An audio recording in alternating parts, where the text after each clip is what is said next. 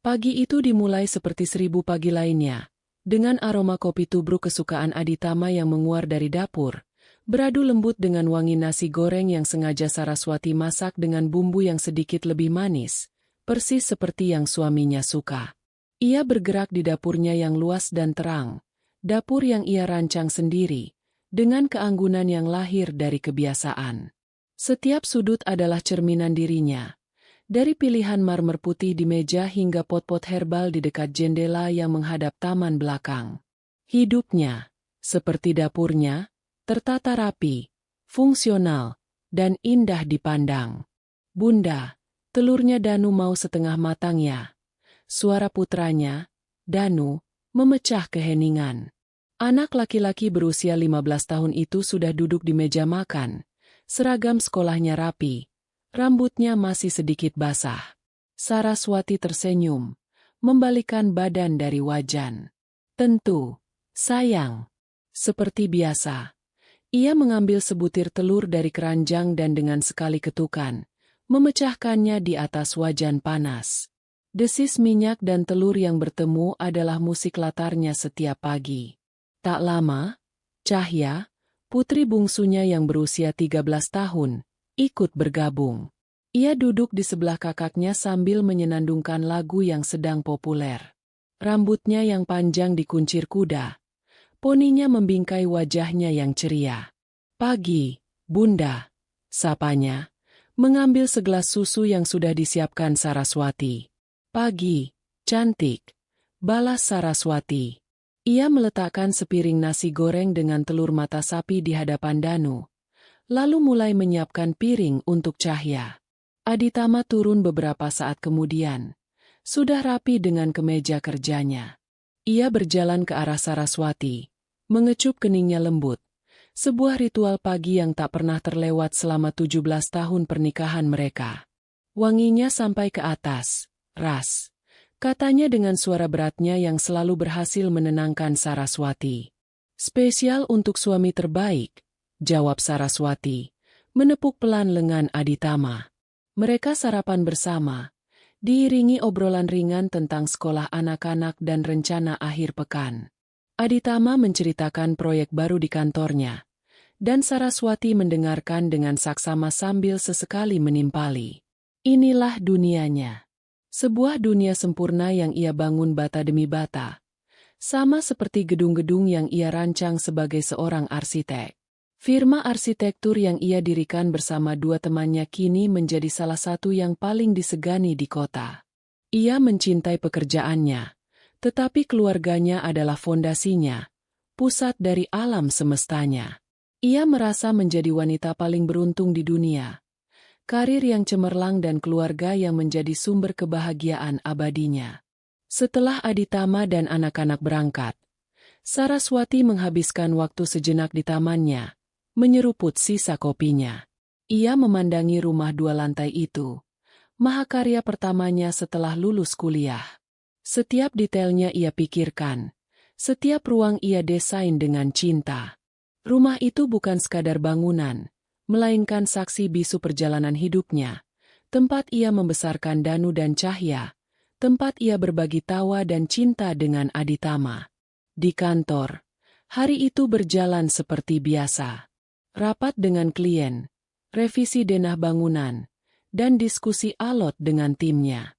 Ia adalah pemimpin yang dihormati, terkenal dengan ketelitian dan visinya yang kuat. Pukul 3 sore, saat sedang fokus menatap layar komputernya, sebuah pesan masuk dari Aditama. "Rapatku selesai lebih cepat. Mau makan malam di luar nanti?" Ajak anak-anak. Saraswati tersenyum. Aditama selalu tahu cara membuatnya merasa istimewa. "Ide bagus. Aku coba pulang lebih awal hari ini," balasnya. Sebuah ide terlintas di benaknya. Ia akan pulang sekarang, memberi kejutan pada anak-anak yang mungkin sedang bersantai atau mengerjakan tugas. Ia ingin merasakan suasana rumah di sore hari, sesuatu yang jarang ia dapatkan karena kesibukannya.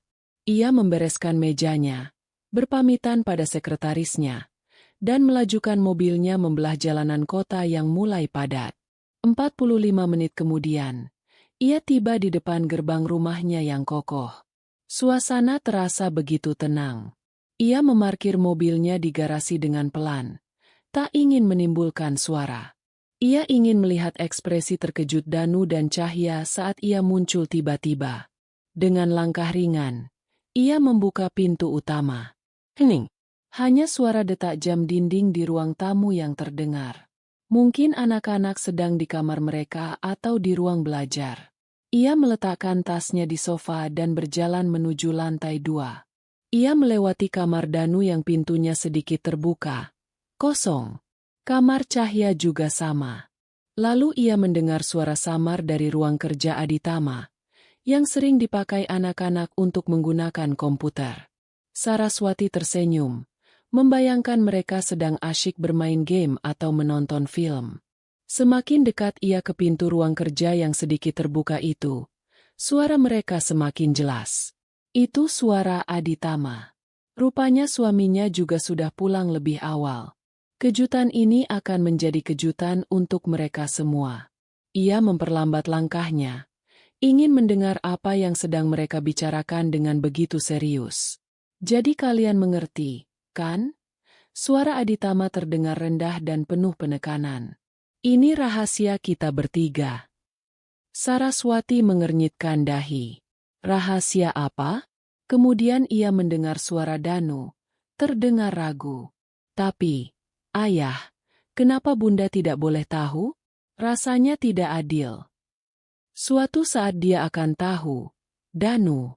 Tapi tidak sekarang, jawab Aditama. Nadanya terdengar sangat berbeda dari nada bicara yang biasa Saraswati dengar. Ada sesuatu yang dingin di baliknya. Apa bunda akan marah? Kini suara Cahya yang bertanya, terdengar kecil dan cemas. Hening sejenak. Saraswati menahan napas. Jantungnya mulai berdebar lebih kencang tanpa ia tahu sebabnya. Ia menempelkan telinganya lebih dekat ke celah pintu. Lalu ia mendengar kalimat itu. Kalimat yang diucapkan Aditama dengan nada datar, seolah sedang menjelaskan sebuah fakta bisnis yang tidak penting. Dengar, kalian tidak perlu tahu kalau dia bukan ibu kandung kalian sampai kalian lulus kuliah nanti. Yang penting, dia akan tetap membiayai kita semua. Jadi, bersikaplah seperti biasa. Jangan sampai dia curiga. Waktu berhenti. Udara di sekitar Saraswati terasa tersedot habis dari paru-parunya. Telinganya berdenging hebat, meredam semua suara lain di dunia. Bukan ibu kandung kalian. Membiayai kita semua. Kata-kata itu menggema di dalam kepalanya, berputar-putar seperti pecahan kaca yang tajam, mengiris setiap serat di otaknya, di hatinya. Kakinya terasa lemas, lututnya bergetar hebat. Ia bersandar pada dinding koridor yang dingin. Tangannya membekap mulutnya sendiri untuk menahan pekikan yang mengancam akan meledak dari dadanya. Dunia yang ia bangun dengan susah payah selama 17 tahun. Dunianya yang sempurna, rumahnya yang kokoh, keluarganya yang bahagia. Semuanya hancur berkeping-keping dalam hitungan detik. Fondasi yang ia kira terbuat dari cinta dan kepercayaan ternyata hanyalah pasir yang dibangun di atas kebohongan besar. Ia bukan seorang istri yang dicintai.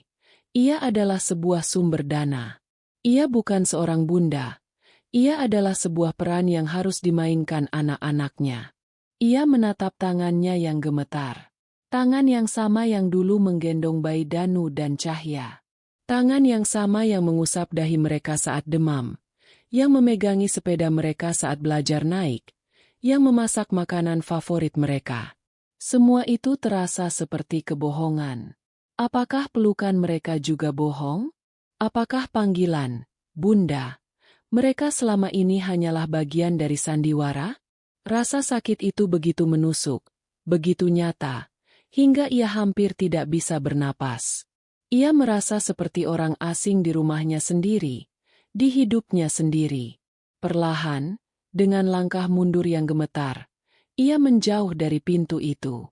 Ia tidak boleh terlihat. Ia tidak boleh mengeluarkan suara.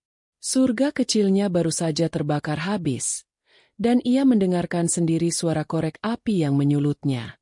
Rasa syok itu seperti selimut tebal yang dingin, membungkus Saraswati dan membuatnya mati rasa. Ia mundur dari pintu ruang kerja itu, langkahnya tanpa suara, napasnya tertahan di tenggorokan. Setiap insting dalam dirinya berteriak untuk lari, untuk mendobrak pintu itu dan menuntut penjelasan, untuk berteriak hingga suaranya habis. Tapi tubuhnya tidak bergerak sesuai perintah itu. Sebaliknya, sebuah ketenangan yang mengerikan mengambil alih. Ketenangan seekor hewan yang terluka parah dan tahu ia harus segera mencari tempat bersembunyi sebelum pemangsanya sadar. Ia kembali ke lantai bawah, bergerak seperti bayangan di rumahnya sendiri. Ruang tamu yang tadi terasa hangat kini terasa asing dan mengancam. Foto keluarga besar di atas perapian seolah mengejeknya. Senyumnya di foto itu, senyum seorang wanita yang mengira memiliki segalanya, kini tampak begitu bodoh dan naif. Ia meraih tasnya dari sofa, menggenggamnya erat seolah itu satu-satunya benda nyata yang tersisa di dunianya yang baru saja runtuh. Tujuannya hanya satu, kamar tidur utama. Tempat paling pribadi baginya dan Aditama. Tempat yang menyimpan begitu banyak kenangan yang kini terasa seperti racun. Ia membuka pintu kamar pelan-pelan. Aroma parfum Aditama yang samar masih tertinggal di udara. Ia berjalan lurus ke lemari pakaian besar.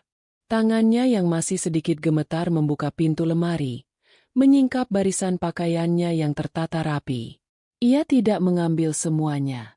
Ia hanya mengambil apa yang ia butuhkan. Otaknya yang biasanya dipenuhi ide-ide desain yang rumit kini bekerja dengan satu tujuan sederhana, bertahan hidup dan pergi. Ia menarik sebuah koper berukuran sedang dari atas lemari. Suaranya nyaris tak terdengar saat ia meletakkannya di atas tempat tidur. Ia mulai berkemas dalam keheningan yang mencekam. Setiap benda yang ia sentuh terasa seperti bara api. Gaun sutra yang Aditama berikan saat ulang tahun pernikahan mereka yang ke-15. Ia melemparkannya ke dalam koper tanpa melipatnya. Blus yang ia kenakan saat pertama kali mengantar Danu ke sekolah dasar. Jaket yang ia pakai saat menemani Cahya berkemah. Semua itu bukan lagi kenangan indah, melainkan bukti kebohongan. Ia membuka laci meja rias. Di sana ada sebuah kotak bludru kecil. Di dalamnya, kalung dengan liontin inisial nama anak-anak, hadiah dari Aditama saat Cahya lahir. Ia memandangi kalung itu sejenak, lalu menutup kotaknya dan memasukkannya ke dalam tas. Bukan sebagai kenang-kenangan, tapi sebagai barang bukti. Bukti dari kehidupan yang telah dicuri darinya. Matanya lalu tertuju pada sebuah bingkai foto digital di atas nakas.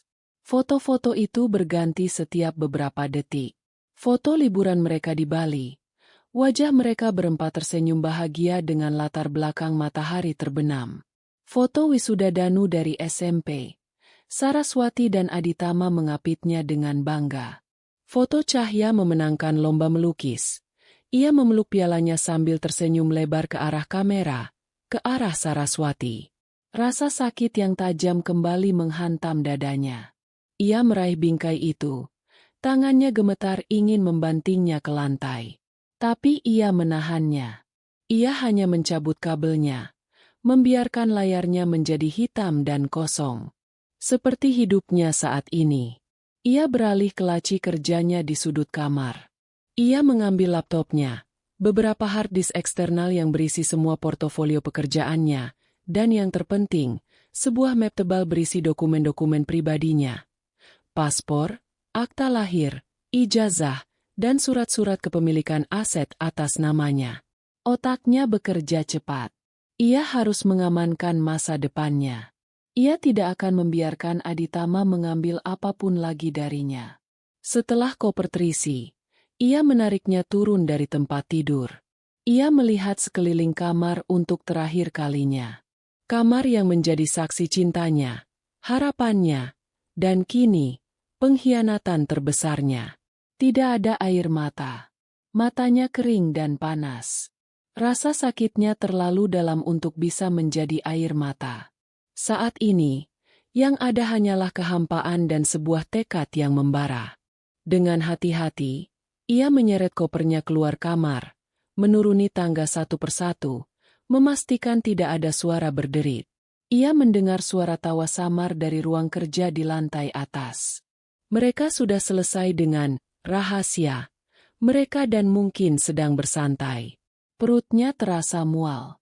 Ia mempercepat langkahnya, membuka pintu depan, dan keluar ke udara sore yang terasa menyesakkan. Ia memasukkan kopernya ke bagasi mobil dan duduk di belakang kemudi. Tangannya mencengkeram setir begitu erat hingga buku-buku jarinya memutih. Ia menatap rumah itu sekali lagi melalui kaca spion. Rumah impiannya. Kini rumah itu hanyalah sebuah bangunan kosong yang dipenuhi hantu kenangan palsu. Ia menyalakan mesin mobil dan melaju pergi tanpa menoleh ke belakang. Ia tidak tahu harus kemana. Ia hanya terus mengemudi, menjauh dari kompleks perumahan mewah itu, menjauh dari kehidupannya yang lama. Jalanan yang ia lewati tanpa kabur. Ia mengemudi secara otomatis, sementara pikirannya berkecamuk. Setiap detail kecil dari masa lalunya kini ia pertanyakan. Saat ia terbaring lemah selama berminggu-minggu setelah melahirkan Cahya, Aditama bilang itu karena komplikasi. Apakah itu kebenarannya? Saat Aditama selalu bersikeras menggunakan dokter kandungan pilihannya, apakah itu karena dokter itu adalah bagian dari konspirasi ini? Kebohongan itu begitu besar, begitu terstruktur. Ini bukan kesalahan sesaat. Ini adalah penipuan yang direncanakan selama hampir 2 dekade. Dan yang paling menyakitkan adalah keterlibatan anak-anak. Mereka mungkin tidak tahu sejak awal, tapi sekarang mereka tahu. Dan mereka memilih untuk melindungi ayah mereka. Melindungi kebohongan itu demi jaminan finansial. Dia akan tetap membiayai kita. Kalimat itu terus terngiang, menusuk harga dirinya sebagai wanita dan sebagai manusia. Setelah mengemudi tanpa tujuan selama hampir 1 jam, sebuah nama terlintas di benaknya. Dewi. Sahabatnya sejak kuliah. Satu-satunya orang di dunia yang ia tahu tidak akan menghakiminya dan akan memberinya perlindungan tanpa bertanya. Ia mengarahkan mobilnya menuju apartemen Dewi di pusat kota. Saat Dewi membuka pintu, ekspresi cerianya langsung berubah menjadi cemas melihat keadaan Saraswati. Wajah Saraswati pucat, matanya kosong, dan ia hanya berdiri di sana dengan sebuah koper di sisinya. "Saras, kamu kenapa?" tanya Dewi, langsung menariknya masuk dan memeluknya. Dalam pelukan hangat sahabatnya, pertahanan Saraswati akhirnya runtuh. Ia tidak menangis, tapi seluruh tubuhnya bergetar hebat. Dewi tidak bertanya lebih jauh. Ia hanya menuntun Saraswati untuk duduk di sofa, menyelimutinya, dan membuatkannya teh hangat. Setelah beberapa saat, getaran di tubuh Saraswati mereda. Ia menatap Dewi dengan pandangan yang membuat sahabatnya itu merinding. Itu bukan pandangan sedih, melainkan pandangan seseorang yang telah melihat akhir dunia dan selamat. "Aku pergi dari rumah, Wai," kata Saraswati. Suaranya serak. "Aku pergi untuk selamanya." Dewi duduk di sampingnya, menggenggam tangannya. "Ceritakan kalau kamu sudah siap. Aku di sini." Malam itu, Saraswati menceritakan semuanya. Setiap kata yang ia ucapkan terasa pahit di lidahnya. Dewi mendengarkan tanpa menyela. Wajahnya menunjukkan campuran antara kaget, tidak percaya, dan amarah yang meluap-luap atas nama sahabatnya. Setelah ceritanya selesai, keheningan menyelimuti ruangan. Dewi akhirnya berkata, "Bajingan. Dia lebih dari sekadar bajingan. Saras, apa rencanamu sekarang?" Saraswati mengambil napas dalam-dalam. Api tekad di matanya kini menyala lebih terang. "Aku akan melawan. Aku akan mengambil kembali semua yang telah dia curi dariku. Kehormatanku, kebenaranku, dan hidupku." Ia meraih ponselnya. Tangannya sudah tidak gemetar lagi. Ia mencari sebuah nama di kontaknya, seorang pengacara wanita tangguh yang pernah membantunya dalam sengketa tanah untuk proyek firma. Namanya Ratna. Jarinya menekan tombol panggil. Saat terdengar suara di seberang sana, Saraswati berbicara dengan suara yang dingin dan mantap. Suara yang tidak akan pernah ia duga bisa keluar dari dirinya sendiri. "Halo, Bu Ratna.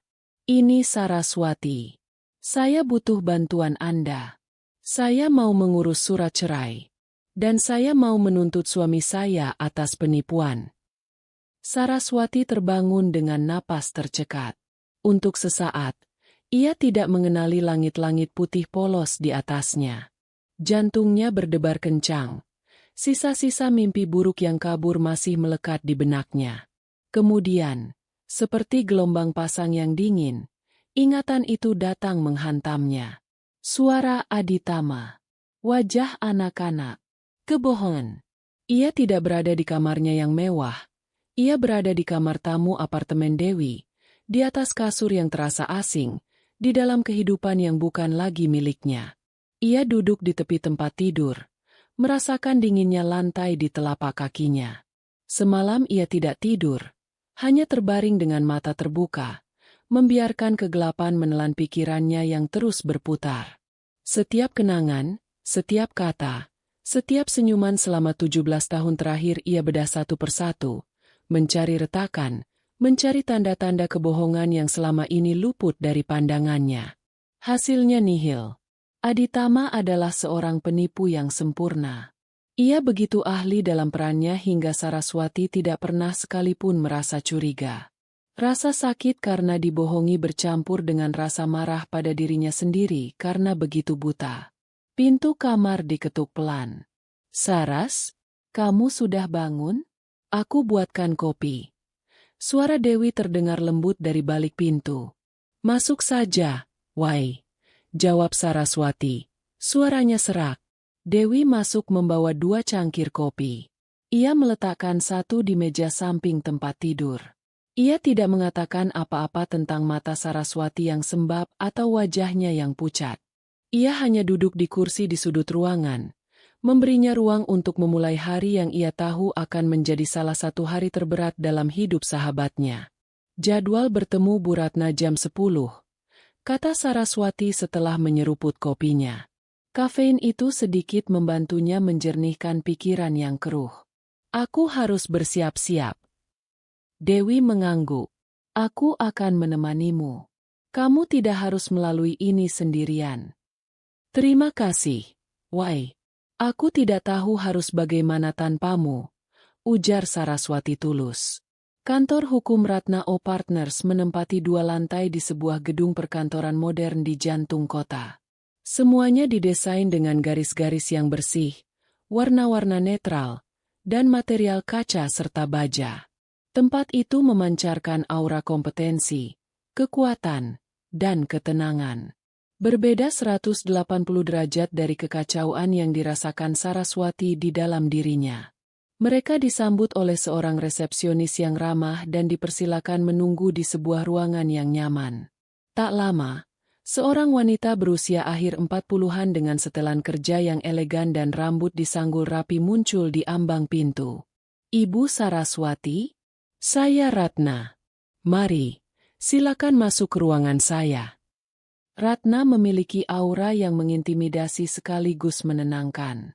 Matanya tajam dan cerdas, seolah bisa melihat menembus lapisan kepura-puraan, tetapi senyumnya tulus. Ia menjabat tangan Saraswati dengan genggaman yang mantap. Di ruangannya, yang menghadap ke pemandangan kota, ia mempersilakan Saraswati dan Dewi duduk di sofa kulit yang nyaman, sementara ia sendiri duduk di seberang mereka, memegang sebuah buku catatan dan pulpen. "Ibu Dewi, terima kasih sudah menemani," kata Ratna, mengakui kehadiran Dewi dengan sopan.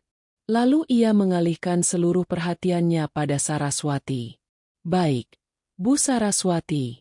Di telepon semalam Anda menyebutkan tentang perceraian dan penipuan. Sekarang, coba ceritakan semuanya dari awal. Jangan ada yang terlewat, sekecil apapun detailnya." Maka, untuk kedua kalinya dalam kurang dari 24 jam, Saraswati menceritakan kisah runtuhnya dunianya. Kali ini, ia menceritakannya dengan lebih terstruktur, mencoba menekan emosinya dan fokus pada fakta.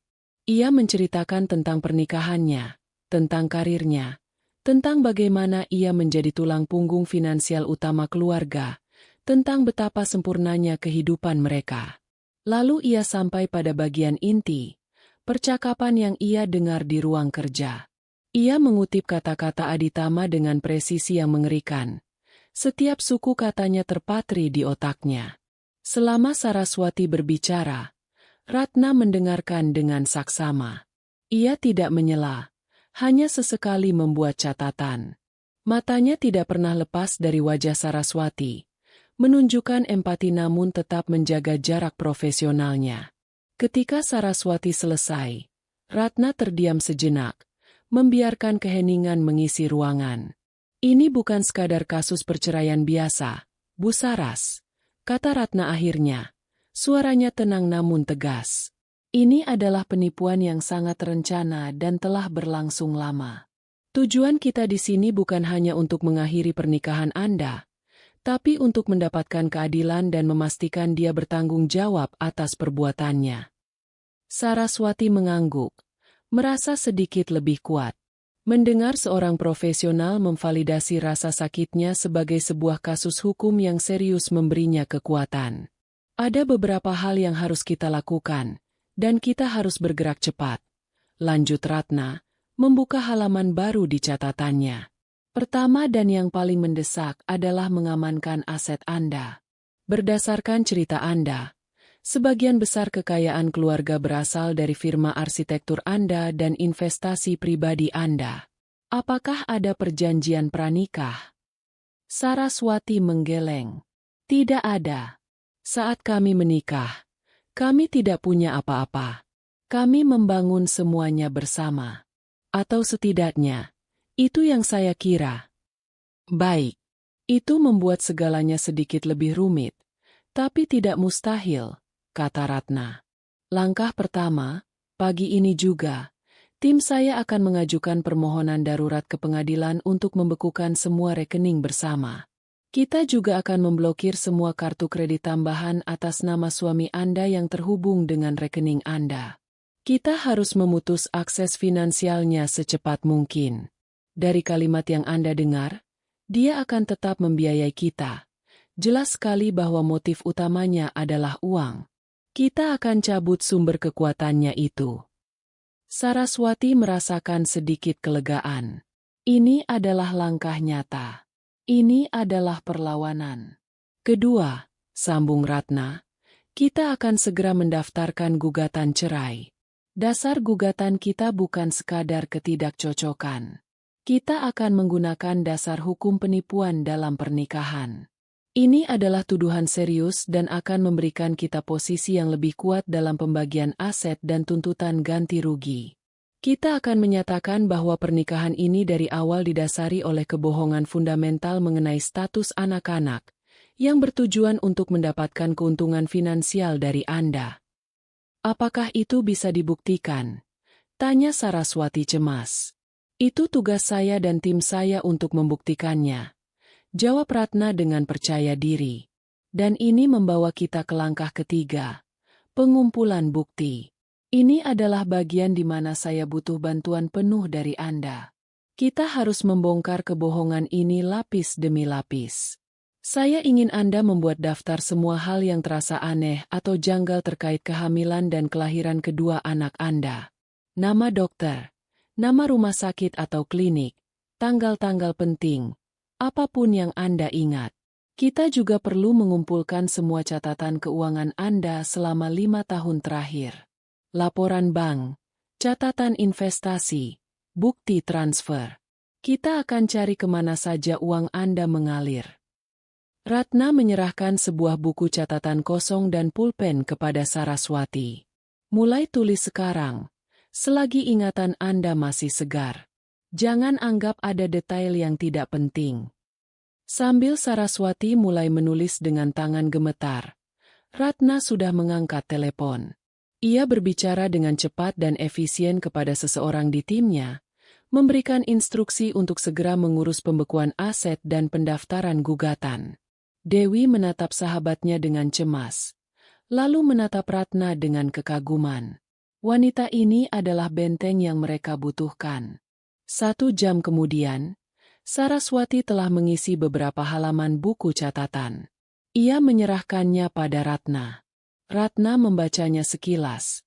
Dahinya berkerut saat membaca beberapa detail. Dokter kandungan yang sama untuk kedua anak, dan kliniknya jauh di luar kota. Ini adalah titik awal yang bagus, gumamnya. Ia kemudian meletakkan beberapa lembar dokumen di atas meja di hadapan Saraswati. Ini surat kuasa. Dengan menandatangani ini, Anda memberikan saya dan firma saya wewenang penuh untuk mewakili Anda dalam semua urusan hukum terkait masalah ini. Baca dengan teliti, dan jika Anda setuju, silakan tanda tangan. Saraswati membaca dokumen itu. Setiap kata terasa berat dan final. Ini adalah titik di mana tidak ada lagi jalan untuk kembali. Dengan napas dalam, ia mengambil pulpen yang diberikan Ratna dan membubuhkan tanda tangannya di bagian bawah. Sebuah goresan tinta yang secara resmi memulai perang. Bagus, kata Ratna, mengambil kembali dokumen itu. Sekarang, Anda pulanglah ke tempat yang aman dan beristirahat. Biarkan kami yang bekerja. Saya akan menghubungi Anda jika ada perkembangan. Di seberang kota, Aditama sedang menikmati makan siang di sebuah restoran mahal bersama seorang klien potensial. Ia sedang dalam suasana hati yang baik, yakin akan segera mendapatkan proyek besar. Saat tagihan datang, ia dengan percaya diri mengeluarkan kartu kredit platinumnya. Pelayan kembali beberapa saat kemudian dengan wajah sedikit canggung. Maaf, Pak, kartunya ditolak. Aditama mengernyit. Coba lagi. Mungkin ada masalah dengan mesinnya. Pelayan itu mencoba lagi. Hasilnya sama. Dengan sedikit kesal, Aditama mengeluarkan kartu lain dari dompetnya. Hasilnya pun sama. Ditolak. Rasa kesalnya berubah menjadi kebingungan. Lalu perlahan-lahan menjadi firasat buruk. Ia mencoba menelepon Saraswati untuk bertanya. Tetapi panggilannya langsung masuk ke kotak suara. Ia baru sadar, sejak semalam istrinya itu tidak bisa dihubungi. Sesuatu yang sangat salah sedang terjadi. Benteng pertahanan Saraswati telah menembakkan meriam pertamanya, dan getarannya baru saja sampai kepadanya. Malam-malam berikutnya terasa panjang dan sunyi bagi Saraswati. Ia tidur di kamar tamu Dewi yang nyaman. Tetapi pikirannya tidak pernah benar-benar beristirahat. Ia akan terbangun di tengah malam, terengah-engah, dengan bayangan wajah Aditama yang tersenyum palsu atau suara anak-anaknya yang memanggilnya, Bunda. Pada siang hari, ia mencoba menyibukkan diri. Dewi memberinya ruang kerja kecil di sudut apartemennya, tempat Saraswati bisa membuka laptopnya dan menenggelamkan diri dalam pekerjaan. Desain dan arsitektur, dengan logika dan strukturnya yang pasti, menjadi satu-satunya pelariannya.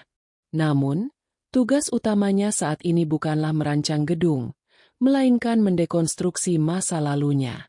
Ia menghabiskan berjam-jam menatap tumpukan dokumen yang berhasil ia kumpulkan dari brankas pribadinya dan data digital yang ia simpan.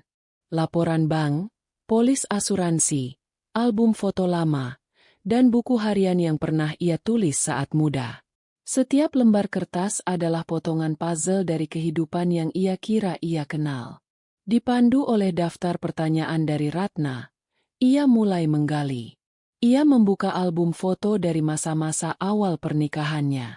Ia dan Aditama tampak begitu bahagia, begitu penuh harapan. Lalu ia sampai pada foto-foto kehamilannya yang pertama. Perutnya memang membuncit. Ia ingat Aditama sangat protektif, melarangnya melakukan banyak hal. Kamu harus istirahat total, sayang. Kondisi kandunganmu lemah. Begitu kata Aditama saat itu, mengutip ucapan Dr. Hendrawan, dokter yang Aditama pilihkan untuknya. Klinik Dr. Hendrawan terletak hampir 3 jam dari kota. Aditama beralasan di sanalah terdapat fasilitas terbaik. Saraswati, yang saat itu begitu percaya pada suaminya, tidak pernah mempertanyakannya. Ia ingat saat-saat menjelang kelahiran Danu. Aditama membawanya ke klinik itu 2 minggu sebelum tanggal perkiraan lahir. Ia diberi sebuah kamar pribadi yang nyaman. Aditama bilang itu agar ia bisa dipantau secara intensif. Ia ingat disuntik dengan berbagai macam vitamin dan obat penguat kandungan. Ingatannya tentang proses persalinan itu sendiri agak kabur. Ia hanya ingat rasa sakit yang luar biasa. Lalu semuanya menjadi gelap. Saat ia sadar, Aditama sudah berada di sisinya, tersenyum, sambil menunjukkan seorang bayi mungil yang terbungkus selimut biru. "Selamat, sayang. Kita punya anak laki-laki," bisik Aditama. Saat itu, air mata kebahagiaan membasahi pipinya. Sekarang, ia bertanya-tanya, air mata siapa yang seharusnya menetes saat itu? Ia beralih ke masa 2 tahun kemudian, saat mereka menginginkan anak kedua. Kali ini, ceritanya lebih tragis. Ia ingat bulan kelima kehamilannya, saat ia mengalami pendarahan hebat. Aditama segera melarikannya ke klinik yang sama. Dokter Hendrawan mengatakan dengan raut wajah sedih bahwa janinnya tidak bisa diselamatkan. Saraswati hancur. Ia ingat menangis selama berhari-hari di kamar klinik itu, merasakan kekosongan yang luar biasa di perut dan hatinya. Aditama selalu ada di sisinya, memeluknya, menghiburnya. "Kita akan melewati ini bersama," katanya. Sebulan setelah ia kembali ke rumah, masih bergelut dengan duka, Aditama pulang dengan sebuah kejutan. Ia membawa seorang bayi perempuan yang cantik. Aditama menjelaskan dengan bersemangat bahwa bayi itu adalah putri dari sepupu jauhnya yang meninggal dalam kecelakaan bersama suaminya. Bayi itu yatim piatu dan tidak punya siapa-siapa lagi. "Ini takdir, Saras," kata Aditama saat itu. "Tuhan mengambil satu, tapi menggantinya dengan yang lain. Kita bisa mengadopsinya. Dia bisa menyembuhkan luka kita." Dalam keadaan emosional yang rapuh, Saraswati langsung jatuh cinta pada bayi itu. Ia melihatnya sebagai anugerah, sebuah pelipur lara dari surga. Mereka menamainya Cahya, yang berarti cahaya. Ia tidak pernah mempertanyakan cerita Aditama yang terdengar seperti di film. Ia terlalu sibuk menumpahkan seluruh cinta keibuannya pada makhluk kecil itu. Sekarang, saat ia menuliskannya di buku catatan untuk Ratna, cerita itu terdengar sangat janggal dan penuh lubang. Ia beralih ke tumpukan laporan bank.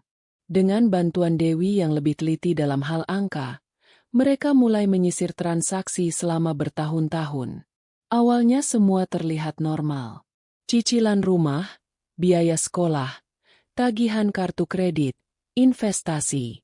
Tapi kemudian Dewi menemukan sesuatu. Sebuah transfer bulanan rutin dengan nominal yang cukup besar, sekitar 20 juta rupiah, ke sebuah rekening perusahaan bernama Mandala Medika Sentosa.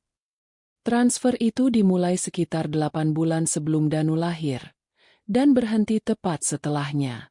Lalu pola yang sama terulang lagi 2 tahun kemudian, dimulai jauh sebelum Saraswati hamil anak kedua, dan berhenti sebulan setelah ia keguguran. "Perusahaan apa ini, Saras? Kamu pernah dengar?" tanya Dewi sambil menunjuk layar laptopnya. Saraswati menggeleng. "Tidak pernah." Keterangannya hanya, "jasa konsultasi medis." Konsultasi macam apa yang biayanya 20 juta sebulan dan berlangsung berbulan-bulan? Gumam Dewi curiga. Informasi ini, bersama dengan catatan ingatan Saraswati yang detail, langsung ia kirimkan ke Ratna. Tim hukum itu bergerak cepat. Dalam 2 hari, Ratna menelepon Saraswati untuk datang ke kantornya. "Kita menemukan sesuatu," kata Ratna begitu Saraswati duduk di ruangannya. Nadanya serius. "Pertama, mengenai Dokter Hendrawan. Dia bukan dokter kandungan. Lisensi medisnya adalah dokter umum. Dan kliniknya ditutup paksa oleh Ikatan Dokter Indonesia 5 tahun lalu karena kasus malapraktik dan pemalsuan dokumen. Perut Saraswati terasa melilit. Kedua, dan ini yang paling penting, lanjut Ratna sambil meletakkan beberapa lembar dokumen di atas meja. Perusahaan Mandala Medica Sentosa, itu adalah perusahaan cangkang. Kami melacak aliran dananya. Dan uang itu tidak berhenti di sana. Uang itu diteruskan ke sebuah klinik fertilitas ternama di kota ini, dan sebagian lagi ditransfer langsung ke rekening pribadi atas nama dua wanita yang berbeda. Ratna menggeser selembar kertas ke hadapan Saraswati. Di sana ada dua foto KTP. Wanita pertama bernama Maya Sari. Ia menerima total pembayaran 180 juta rupiah dari perusahaan itu dalam periode 9 bulan yang berakhir tepat saat Danu lahir. Kami mengirim seorang penyelidik untuk menemuinya. Setelah didesak, ia mengaku, ia adalah ibu pengganti untuk Danu. Meski sudah menduganya, mendengar konfirmasi itu terasa seperti pukulan telak di ulu hati. Saraswati memejamkan matanya sejenak. Ibu pengganti. Jadi Danu bukan diadopsi. Bukan pula anak dari hubungan gelap Aditama. Anak itu memang direncanakan, dengan benih dari Aditama, tapi menggunakan rahim wanita lain. Dan semua itu disembunyikan darinya dengan sandiwara kehamilan palsu. Dan yang kedua? Bisik Saraswati, takut mendengar jawabannya. Namanya Evi Lestari, kata Ratna pelan. Polanya sama. Ia adalah ibu pengganti untuk Cahya. Tidak pernah ada keguguran. Saraswati. Cerita tentang kecelakaan sepupu jauh itu bohong besar. Semua itu adalah rekayasa rumit yang diciptakan suami Anda untuk menipu Anda. Kali ini, Saraswati tidak bisa menahannya lagi. Air mata yang selama ini ia bendung akhirnya mengalir deras. Ini lebih buruk dari yang ia bayangkan. Ini bukan hanya pengkhianatan emosional dan finansial. Ini adalah pelanggaran terhadap tubuhnya, terhadap pengalamannya sebagai seorang wanita. Dukanya atas keguguran, itu nyata. Traumanya nyata. Dan Aditama, suaminya sendiri, adalah sutradara dari semua penderitaannya. Ia telah menjadikan momen paling sakral dalam kehidupan seorang wanita, yaitu kehamilan dan kelahiran, sebagai panggung penipuan terbesarnya. Ratna membiarkannya menangis, memberinya sekotak tisu. Saya tahu ini berat, katanya setelah tangis Saraswati sedikit mereda. Tapi sekarang kita punya bukti. Bukti yang sangat kuat. Kita punya nama, kita punya aliran dana, kita punya kesaksian. Kita bisa menghancurkannya di pengadilan. Saraswati menyeka air matanya. Di balik rasa sakitnya, sebuah amarah yang dingin mulai terbentuk. Lakukan, katanya dengan suara bergetar namun mantap. Lakukan apapun yang harus dilakukan. Saya ingin dia membayar untuk setiap kebohongan, untuk setiap air mata saya. Ia menatap foto kedua wanita di atas meja itu. Maya dan Evi, ibu biologis dari anak-anak yang ia besarkan. Ia tidak merasakan benci pada mereka. Mereka mungkin sama-sama korban dari keadaan. Musuhnya hanya satu, Aditama, pria yang telah merampok kebenarannya. Dan kini, ia akan mengambilnya kembali, apapun harganya. Selama seminggu penuh, Aditama hidup dalam neraka yang ia ciptakan sendiri. Setelah insiden memalukan di restoran, ia menemukan bahwa bukan hanya kartu kreditnya yang diblokir. Seluruh aksesnya ke rekening bersama, rekening investasi, bahkan rekening dana darurat yang ia kira aman, semuanya beku. Ia seperti seorang raja yang semalam sebelumnya tidur di atas tumpukan emas, lalu bangun di pagi hari dan menemukan istananya kosong melompong. Amarahnya pada awalnya ditujukan pada bank, pada sistem, pada apapun selain dirinya sendiri. Ia menghabiskan 2 hari pertama berteriak-teriak di telepon dengan manajer bank, yang hanya bisa memberikan jawaban standar dan dingin. Atas permintaan pemegang rekening utama dan didukung oleh surat perintah pengadilan sementara, Pak, pemegang rekening utama. Saraswati. Amarahnya kemudian beralih pada istrinya. Ia mencoba menelepon tuntutan penipuan dalam pernikahan. Pembagian harta gono gini. Setiap kata adalah paku yang menancap di egonya. Akhirnya, ia tahu kemana harus mencari.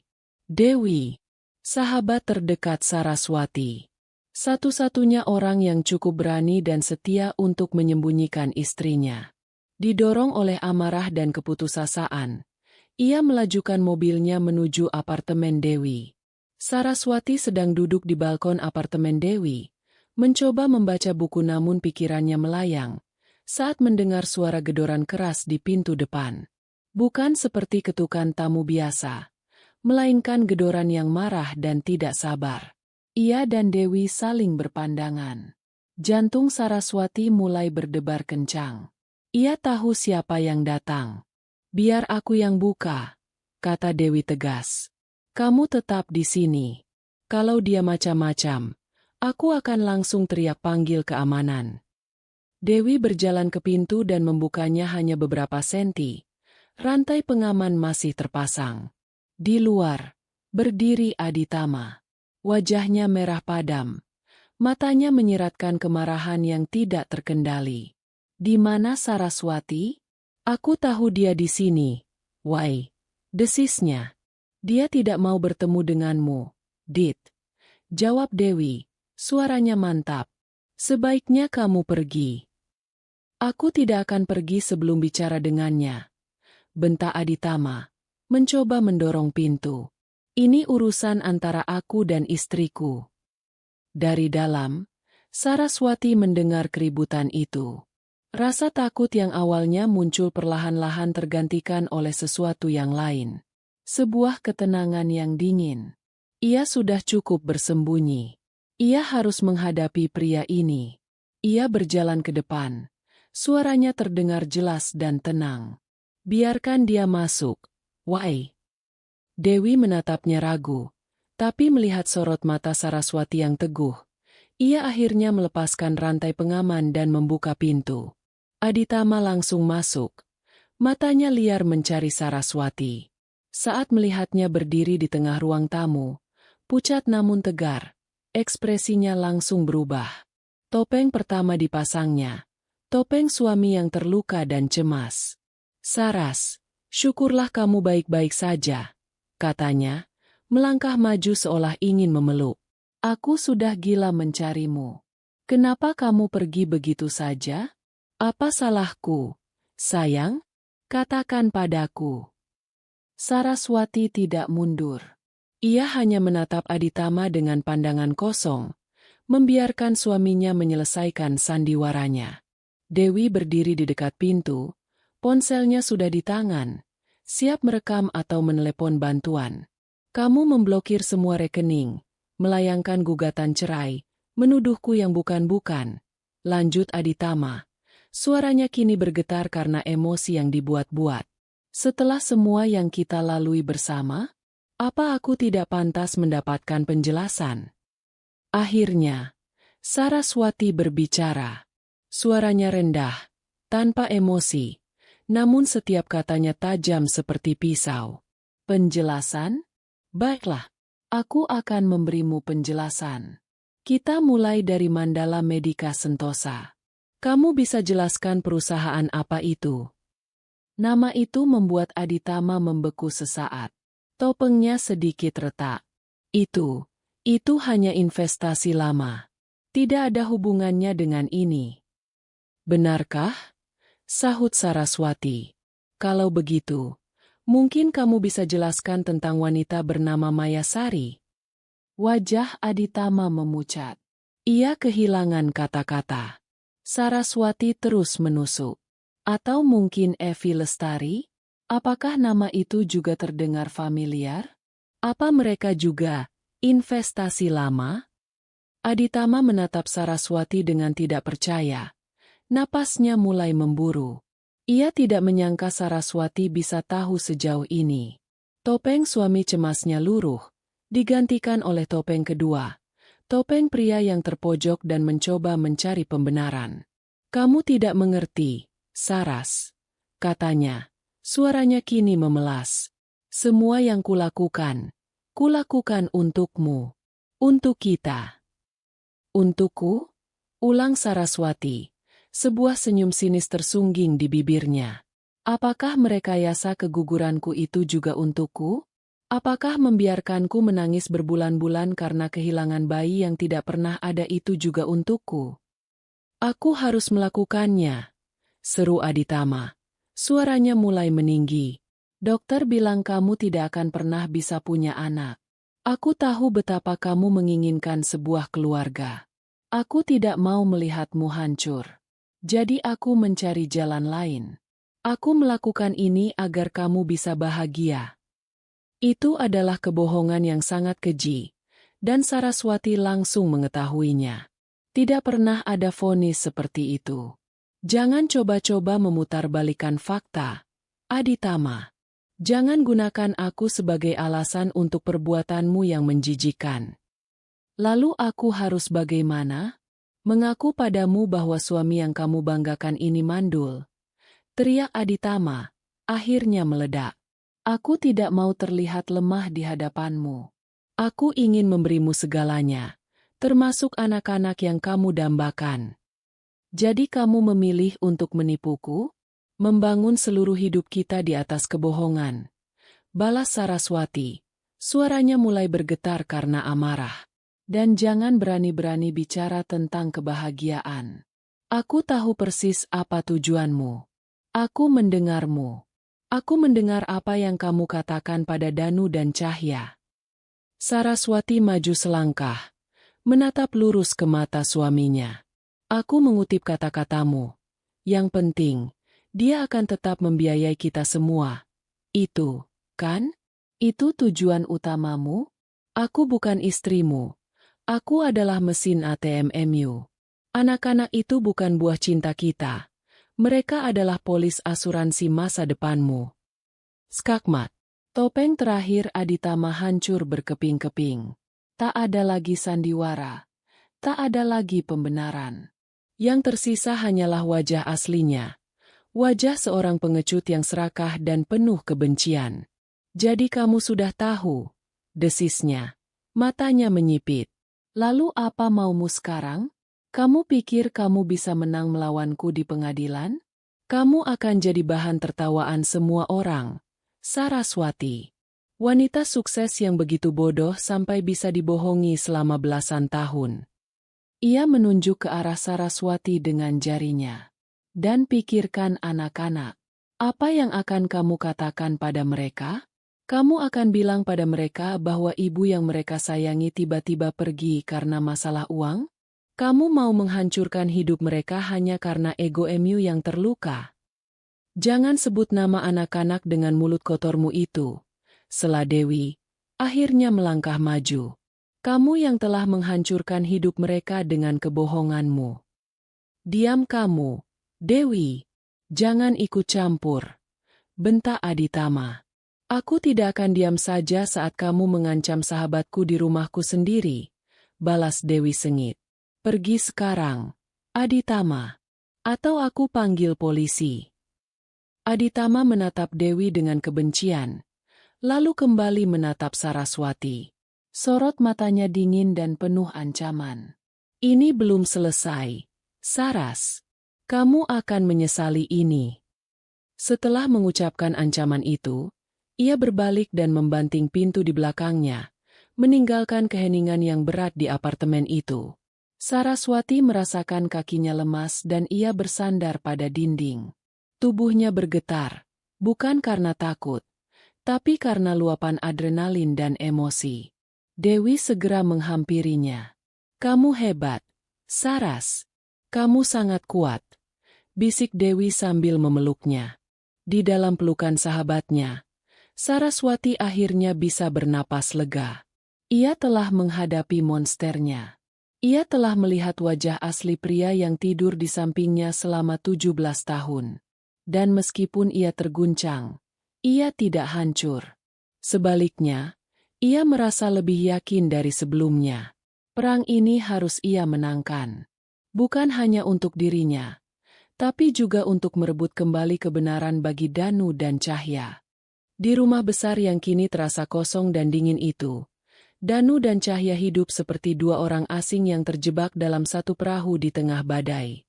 Tawa yang dulu memenuhi setiap sudut ruangan telah lenyap, digantikan oleh keheningan yang berat atau suara bentakan ayah mereka di telepon. Ayah mereka berubah. Aditama yang dulu hangat dan sering bercanda kini menjadi sosok yang pemarah, mudah tersinggung, dan selalu tampak gelisah. Danu, sebagai anak sulung, mencoba untuk menjadi kuat. Ia berusaha melindungi adiknya dari atmosfer beracun di rumah. Tapi di dalam kamarnya, saat sendirian, ia merasa hancur. Rasa bersalah menggerogotinya setiap saat. Ia terus-menerus memutar ulang percakapan di ruang kerja itu. Ayahnya menyuruhnya diam, dan ia menurut. Beberapa hari setelah percakapan itu, ibunya pergi. Koneksi itu terasa begitu jelas di benaknya. Ini semua salahnya. Jika saja ia cukup berani untuk memberitahu ibunya, mungkin semua ini tidak akan terjadi. Ia merindukan ibunya dengan rasa sakit yang menusuk. Ia merindukan obrolan mereka tentang musik, merindukan bantuan ibunya saat ia kesulitan dengan pelajaran fisika, merindukan cara ibunya tersenyum bangga saat ia berhasil mencetak gol dalam pertandingan sepak bola. Kini, semua itu terasa seperti kenangan dari kehidupan orang lain. Ayahnya memberikan penjelasan yang samar. Bunda butuh waktu untuk menenangkan diri. Ada masalah orang dewasa yang tidak perlu kalian tahu. Tapi Danu tahu itu lebih dari sekadar masalah orang dewasa. Ia tahu ini tentang rahasia besar yang kini membebani pundaknya. Ia sering mendengar ayahnya berbicara di telepon dengan suara keras, menyebut nama pengacara dan kata-kata seperti aset dan hak asuh. Ayahnya sering menjelek-jelekan ibunya, mengatakan bahwa ibunya egois dan lebih mementingkan uang daripada keluarga. Danu bingung. Sosok bunda yang ayahnya gambarkan sangat berbeda dengan bunda yang ia kenal sepanjang hidupnya. Sementara Danu memendam semuanya dalam diam, Cahya mengekspresikan kesedihannya dengan cara yang berbeda. Ia sering menangis diam-diam di malam hari, memeluk boneka beruang besar pemberian Saraswati saat ia ulang tahun ke-7. Ia berhenti melukis, padahal sebelumnya ia bisa menghabiskan waktu berjam-jam di depan kanvasnya. Nilai-nilainya di sekolah mulai menurun. Baginya, situasinya lebih sederhana dan lebih menyakitkan. Bundanya telah meninggalkannya. Ia tidak terlalu memikirkan kata-kata ayahnya tentang bukan ibu kandung. Baginya, Saraswati adalah bundanya. Titik. Wanita yang membacakan dongeng untuknya sebelum tidur, yang mengobati lututnya yang terluka, yang selalu tahu cara membuatnya tersenyum saat ia sedih. Pikiran bahwa wanita itu pergi begitu saja tanpa pamit membuatnya merasa tidak diinginkan dan tidak berharga. Apakah ia melakukan kesalahan? Apakah bundanya sudah tidak sayang lagi padanya? Suatu sore, saat Aditama sedang pergi, Cahya masuk ke kamar utama, kamar orang tuanya yang kini terasa angker. Ia membuka lemari pakaian di sisi ibunya. Aroma parfum lembut Saraswati masih samar-samar tercium. Ia membenamkan wajahnya di antara gaun-gaun yang tergantung di sana, menghirup aroma yang sangat ia rindukan, dan air matanya pun tumpah. Danu menemukannya di sana, duduk di lantai sambil terisak. Hatinya terasa diremas. Ia duduk di samping adiknya dan merangkulnya. "Jangan nangis, Ca," bisiknya. Meskipun ia sendiri ingin menangis. "Aku kangen Bunda, Mas." Isak Cahya. "Kenapa Bunda pergi? Apa Bunda benci sama kita?" Pertanyaan itu menghantam Danu. Ia tidak tahan lagi. Ia tidak bisa terus-menerus diam dan membiarkan adiknya menderita dalam kebingungan. Ia harus melakukan sesuatu. Ia harus menghubungi Bunda. Malam itu, setelah memastikan ayah mereka sudah tidur, Danu mengambil tabletnya. Ia tidak berani menggunakan ponselnya, takut ayahnya bisa melacaknya. Ia membuka aplikasi media sosial dan mencari nama ibunya. Akun Saraswati bersifat pribadi, tapi mereka sudah berteman sejak lama.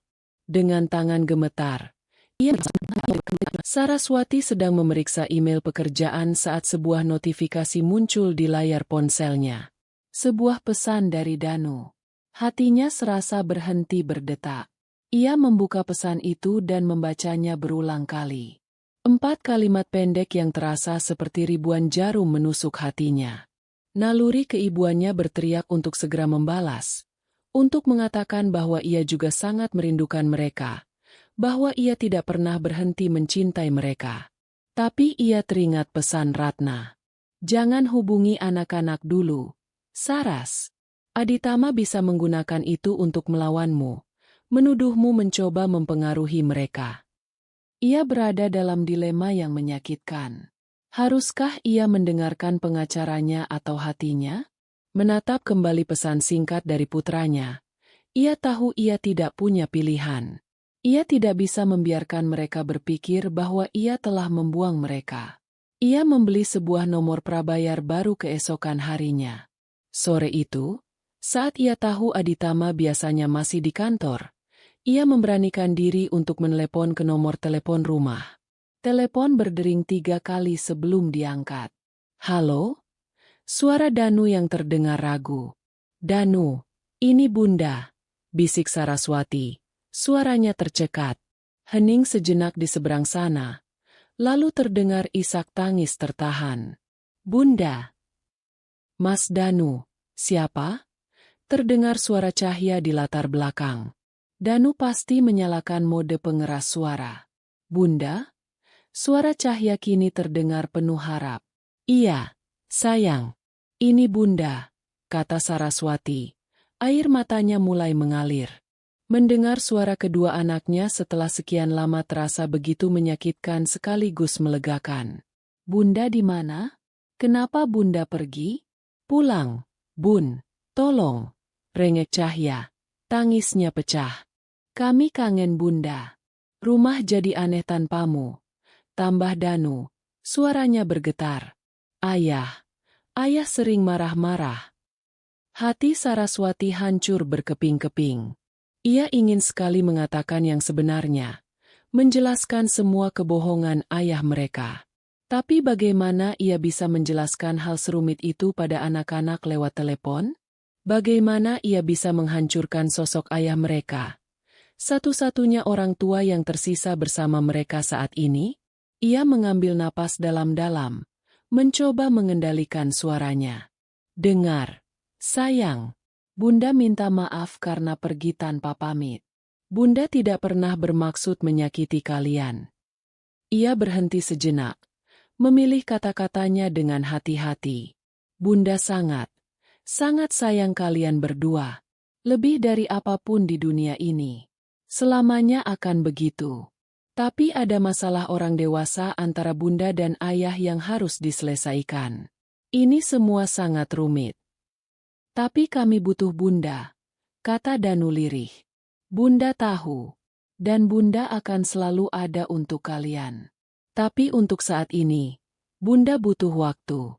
Bunda janji, setelah semuanya selesai, kita akan bicara lagi. Bunda akan jelaskan semuanya, kata Saraswati. Setiap kata terasa seperti kebohongan kecil untuk menutupi kebenaran yang terlalu besar. Panggilan itu tidak berlangsung lama. Hanya beberapa menit yang terasa begitu berharga dan menyakitkan. Saat ia menutup telepon, Saraswati terisak di sofa apartemen Dewi. Ia berhasil menghubungi anak-anaknya. Tapi itu tidak membuatnya merasa lebih baik. Sebaliknya, rasa sakitnya semakin dalam. Ia bisa merasakan kebingungan dan penderitaan mereka. Panggilan telepon itu menguatkan tekadnya. Ia tidak hanya berjuang untuk dirinya sendiri. Ia berjuang untuk masa depan di mana ia bisa memiliki hubungan yang jujur dengan Danu dan Cahya. Sebuah masa depan di mana mereka tidak lagi hidup dalam bayang-bayang kebohongan ayah mereka. Dan untuk mencapai itu, ia harus terus maju, seberat apapun perangnya. Panggilan telepon dengan anak-anak meninggalkan luka baru di hati Saraswati. Mendengar suara mereka, merasakan kerinduan dan kebingungan mereka, membuatnya sadar bahwa bersembunyi di apartemen Dewi bukanlah solusi jangka panjang. Ia tidak bisa selamanya menjadi tamu yang berduka di rumah sahabatnya. Jika ia ingin memenangkan perang ini dan membangun kembali masa depan di mana ia bisa bertemu lagi dengan Danu dan Cahya sebagai wanita yang utuh, ia harus mulai dengan membangun kembali fondasinya sendiri. Dan fondasi itu membutuhkan tanahnya sendiri. Aku akan mencari apartemen, Wai, kata Saraswati pada Dewi suatu pagi, seminggu setelah konfrontasi dengan Aditama. Dewi, yang sedang menyiram tanaman di balkon, menoleh dan tersenyum. Aku sudah menduga kamu akan mengatakan itu. Butuh bantuan untuk mencari. Aku rasa aku bisa menanganinya, jawab Saraswati. Aku butuh melakukan ini sendiri. Maka, dimulailah proses pencarian itu. Ini adalah pertama kalinya dalam hampir 2 dekade ia mencari tempat tinggal untuk dirinya sendiri. Dulu, Aditama yang selalu mengurus hal-hal seperti itu, sementara ia fokus pada desain dan konsep. Kini, ia harus melakukannya sendirian, dan anehnya, proses itu terasa memberdayakan. Ia tidak mencari kemewahan seperti rumahnya yang lama. Ia mencari sesuatu yang berbeda, ketenangan, cahaya, dan ruang untuk bernapas. Setelah mengunjungi beberapa unit, ia akhirnya menemukannya. Sebuah apartemen di lantai 15 sebuah gedung yang lebih tua namun terawat baik, terletak di area kota yang lebih tenang dan rindang. Apartemen itu tidak besar, hanya memiliki 1 kamar tidur, 1 ruang kerja kecil, dan ruang tamu yang menyatu dengan dapur. Tetapi yang membuatnya jatuh cinta adalah balkonnya yang luas dan jendela-jendela besar yang membingkai pemandangan pepohonan hijau dan cakrawala kota di kejauhan. Tempat itu adalah kanvas kosong. Ia menggunakan sebagian dana pribadinya yang berhasil diamankan oleh Ratna untuk menyewa tempat itu. Hari pertama ia melangkah masuk dengan kunci di tangan. Keheningan dan kekosongan ruangan terasa begitu nyata. Tidak ada furnitur, tidak ada foto, tidak ada jejak kehidupan. Untuk sesaat, rasa sepi yang tajam menyergapnya. Tapi kemudian, ia menarik napas dalam-dalam. Ini bukan kekosongan, pikirnya. Ini adalah kebebasan. Sebagai seorang arsitek, menata ruang adalah keahliannya. Proses mengubah apartemen kosong itu menjadi sebuah rumah menjadi terapinya. Ia tidak terburu-buru. Ia memilih setiap perabot dengan penuh pertimbangan. Sofa berwarna krem yang nyaman untuk membaca. Meja makan kayu solid yang cukup untuk 4 orang. Sebuah harapan terselubung untuk masa depan.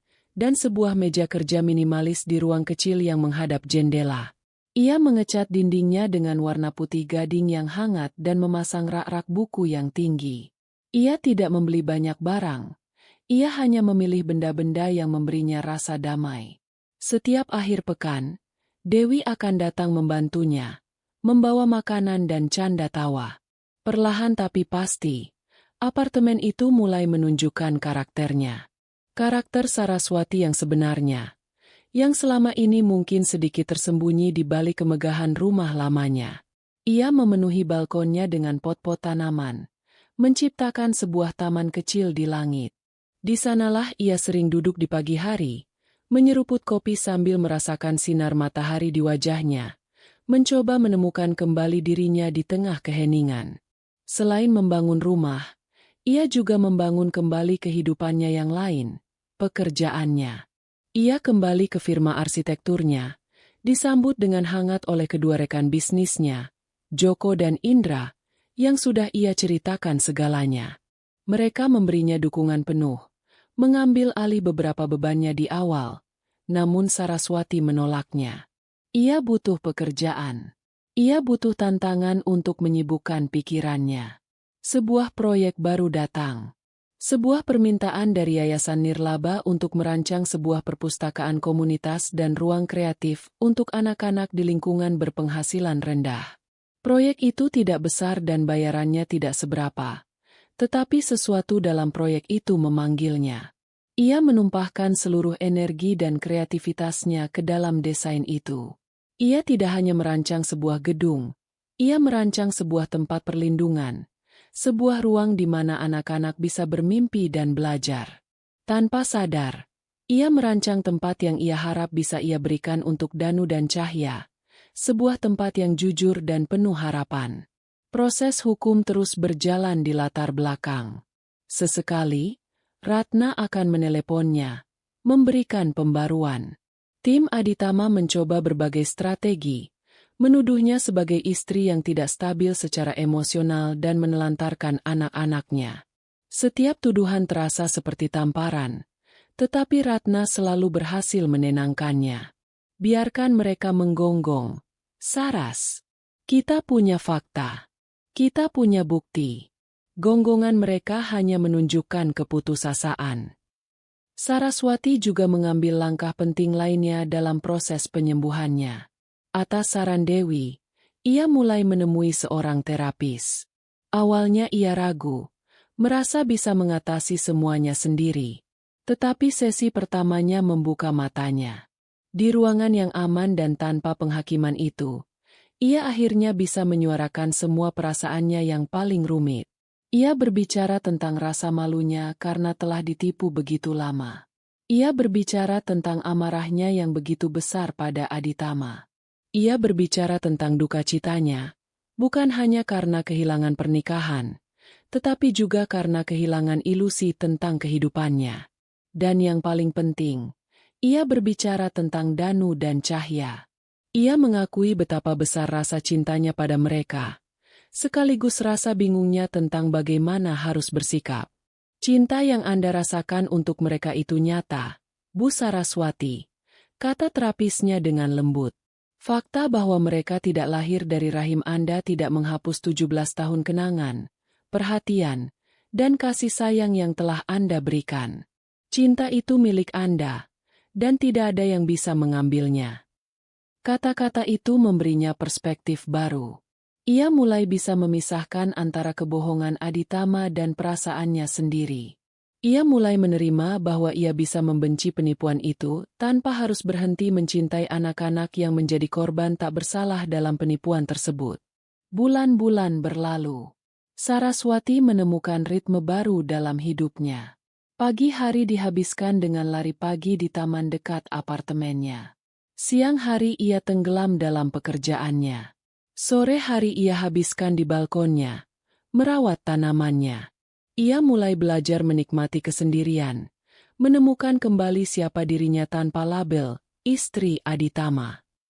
Ia adalah Saraswati, seorang arsitek, seorang teman, seorang wanita yang sedang menyembuhkan lukanya. Suatu sore, telepon dari Ratna datang. Sidang pertama akan dimulai 2 minggu lagi, kata Ratna. Apakah kamu siap? Saraswati menatap pantulan dirinya di kaca jendela. Ia melihat seorang wanita yang berbeda dari wanita yang melarikan diri dari rumahnya beberapa bulan lalu.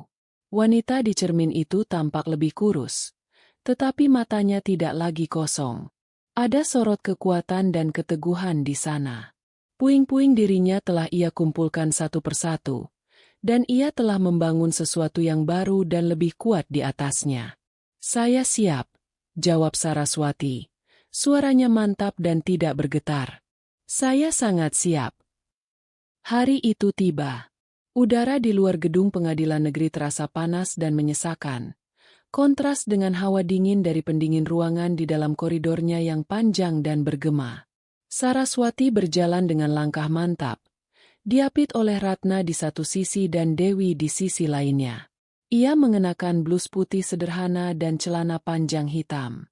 Pakaian yang ia pilih dengan sengaja untuk memproyeksikan citra yang tenang dan profesional, bukan citra korban yang rapuh. Saat memasuki ruang sidang, ia bisa merasakan puluhan pasang mata tertuju padanya. Ruangan itu tidak terlalu besar, dengan panel-panel kayu gelap di dinding dan kursi-kursi penonton yang sebagian sudah terisi. Di seberang ruangan, di meja tim kuasa hukum lawan, Ia melihat Aditama. Suaminya itu tampak lebih kurus, dengan lingkaran hitam di bawah matanya, tetapi ia mengenakan setelan jas termahalnya, mencoba keras untuk mempertahankan citra pria sukses yang teraniaya. Mata mereka bertemu sesaat. Saraswati melihat kilat kebencian di mata Aditama, sementara ia hanya membalasnya dengan tatapan dingin dan datar. Sidang dimulai. Hakim, seorang pria parubaya dengan wajah tegas, memasuki ruangan dan semua orang berdiri. Setelah formalitas selesai, badai itu pun dimulai. Pengacara Aditama, seorang pria licin yang banyak bicara, mendapatkan kesempatan pertama untuk memberikan pernyataan pembuka. Ia berjalan di depan hakim, berbicara dengan nada penuh simpati yang dibuat-buat. Ia melukiskan gambaran Aditama sebagai seorang suami dan ayah yang berdedikasi, yang terpaksa mengambil jalan yang tidak biasa, demi membahagiakan istrinya yang sangat ia cintai. Ia menggambarkan Saraswati sebagai wanita karir yang ambisius, yang setelah mencapai puncak kesuksesan, menjadi dingin dan egois, lalu dengan kejam meninggalkan keluarganya karena sebuah kesalahpahaman kecil dari masa lalu. Yang mulia, katanya dengan dramatis, ini adalah kisah tragis tentang seorang istri yang lebih memilih kekayaan daripada keluarganya.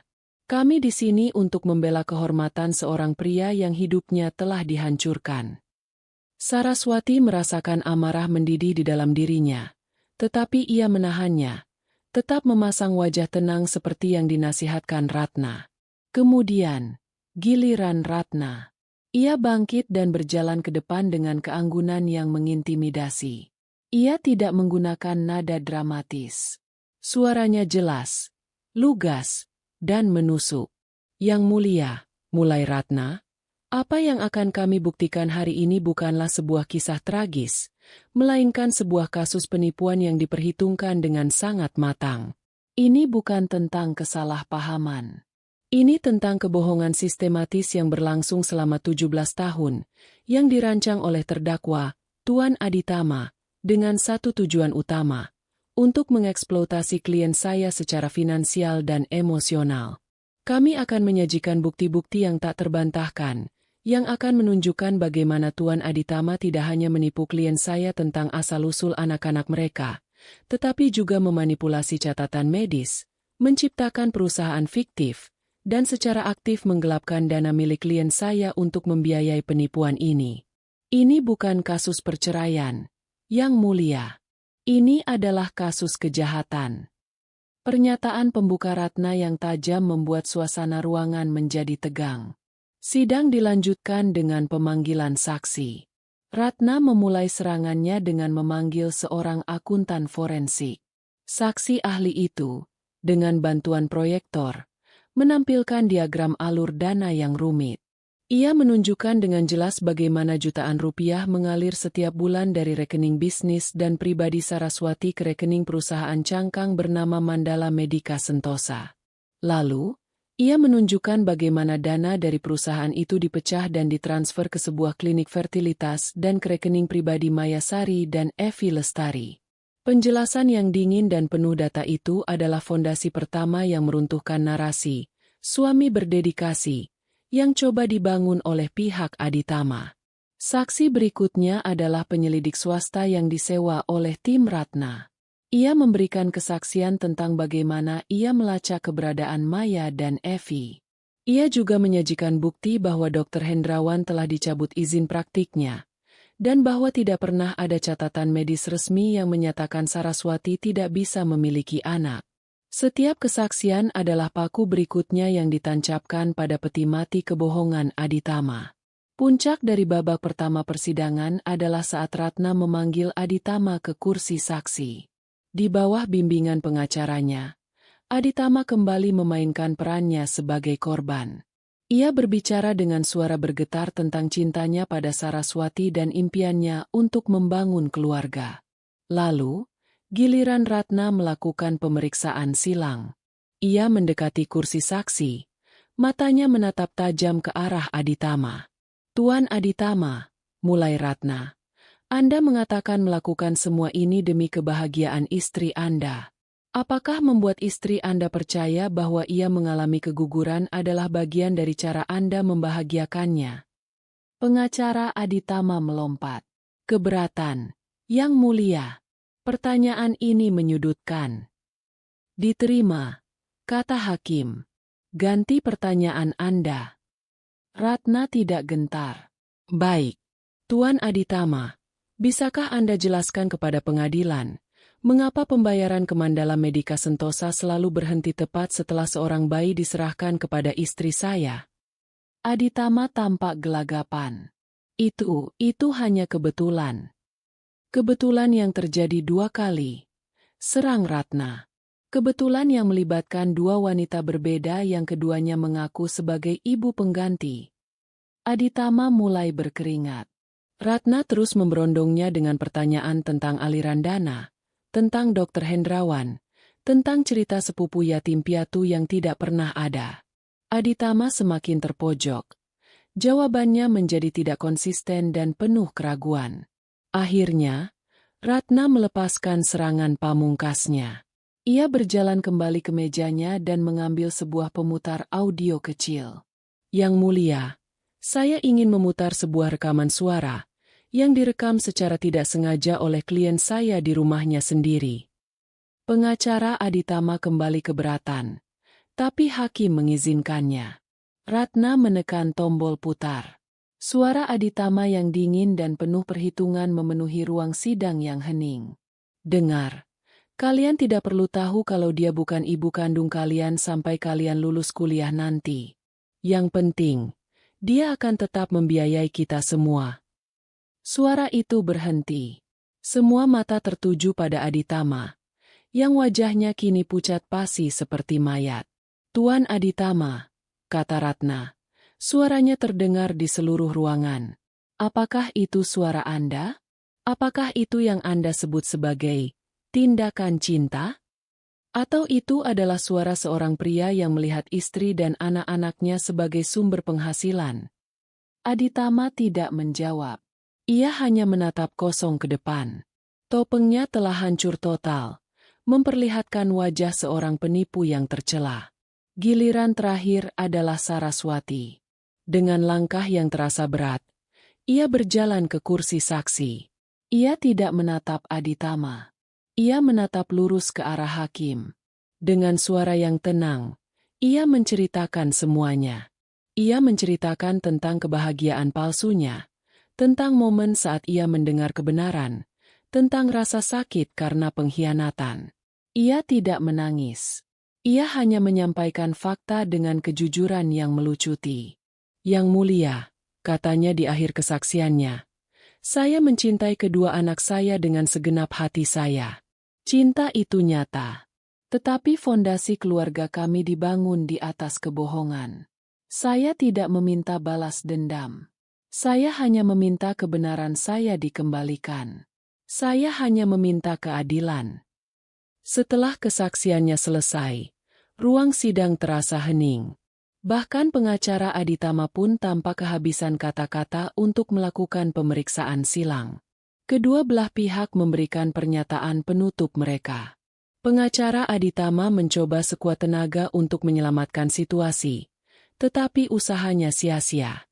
Sementara itu, Ratna hanya merangkum kembali bukti-bukti yang telah mereka sajikan, menyimpulkannya dengan kalimat yang menusuk. Fakta tidak bisa dibantah. Dan faktanya adalah, telah terjadi penipuan yang keji. Kami memohon agar pengadilan memberikan putusan yang seadil-adilnya. Hakim mengetukkan palunya. Sidang ditunda. Majelis hakim akan bermusyawarah, dan putusan akan dibacakan 2 minggu dari sekarang. Sidang hari itu berakhir. Saraswati merasa seluruh energinya terkuras habis. Dewi memeluknya erat. Saat ia berjalan keluar dari ruang sidang, ia bisa merasakan kemenangan di udara. Badai itu telah ia lewati. Kini, ia hanya tinggal menunggu datangnya pelangi. 2 minggu terasa seperti seumur hidup. Hari-hari antara akhir persidangan dan jadwal pembacaan putusan adalah masa penantian yang aneh, Sebuah ruang hampa di antara perang yang telah usai dan perdamaian yang belum dideklarasikan. Saraswati mengisi hari-harinya dengan rutinitas yang ia ciptakan untuk menjaga kewarasannya. Pagi hari ia habiskan di lokasi proyek perpustakaan komunitas, menenggelamkan diri dalam detail teknis, diskusi dengan mandor, dan aroma semen basah serta kayu yang baru dipotong. Membangun sesuatu yang nyata, sesuatu yang positif untuk masa depan orang lain, menjadi penawar bagi kehancuran masa lalunya. Sore hari, ia kembali ke apartemennya yang tenang. Ia akan duduk di balkon, merawat tanamannya, dan membiarkan pikirannya berkelana. Ia tidak lagi merasakan amarah yang membara pada Aditama. Yang tersisa hanyalah rasa lelah yang mendalam dan sedikit kesedihan atas hilangnya tahun-tahun yang ia kira penuh makna. Ia tidak memikirkan tentang menang atau kalah. Ia hanya menginginkan sebuah penutupan, sebuah titik akhir yang jelas agar ia bisa benar-benar mulai melangkah maju. Dewi selalu ada untuknya. Seringkali datang tanpa diundang, membawa makan malam atau sekadar duduk menemaninya dalam diam. Apapun hasilnya nanti, Saras, kata Dewi suatu sore, kamu sudah menang. Kamu sudah memenangkan kembali dirimu sendiri. Saraswati tahu sahabatnya benar, tetapi ia tetap membutuhkan pengesahan dari hukum, sebuah stempel resmi yang menyatakan bahwa penderitaannya diakui dan kebenarannya menang. Akhirnya, hari pembacaan putusan itu tiba. Saraswati kembali mengenakan pakaian yang sama seperti di hari pertama sidang, pakaian perangnya yang sederhana. Ia melangkah memasuki gedung pengadilan dengan perasaan yang jauh lebih tenang daripada sebelumnya.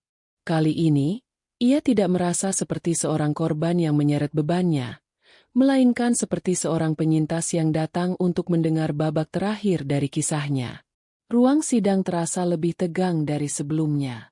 Aditama sudah duduk di kursinya, tampak kuyu dan gelisah. Ia tidak lagi berusaha menampilkan citra superior. Ia hanya tampak seperti seorang pria yang menunggu eksekusinya. Saat hakim memasuki ruangan, keheningan total menyelimuti. Jantung Saraswati berdebar, bukan karena takut, tapi karena antisipasi. Hakim duduk, menyesuaikan kacamatanya, dan membuka sebuah map tebal di hadapannya. Ia berdehem sebelum mulai berbicara. Suaranya yang berat dan datar menggema di seluruh ruangan. Setelah menimbang dengan saksama semua bukti yang telah diajukan, kesaksian dari para saksi, serta argumen dari kedua belah pihak, mulai hakim, majelis hakim telah sampai pada sebuah putusan. Ia berhenti sejenak, membalik halaman. Saraswati menahan napas. Pertama, mengenai gugatan perceraian, lanjut hakim. Pengadilan menemukan bahwa telah terjadi penipuan yang disengaja dan sistematis dalam pernikahan antara penggugat, saudari Saraswati, dan tergugat, saudara Aditama. Kebohongan mengenai asal-usul kedua anak telah merusak fondasi kepercayaan yang menjadi dasar sebuah ikatan pernikahan.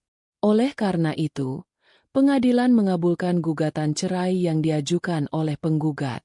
Pernikahan antara Saraswati dan Aditama dinyatakan putus karena perceraian, dengan kesalahan sepenuhnya dibebankan kepada pihak tergugat. Saraswati merasakan gelombang kelegaan pertama menyapunya. Ia melirik Ratna, yang memberinya anggukan kecil penuh kemenangan. Hakim melanjutkan. Kedua, mengenai pembagian harta bersama.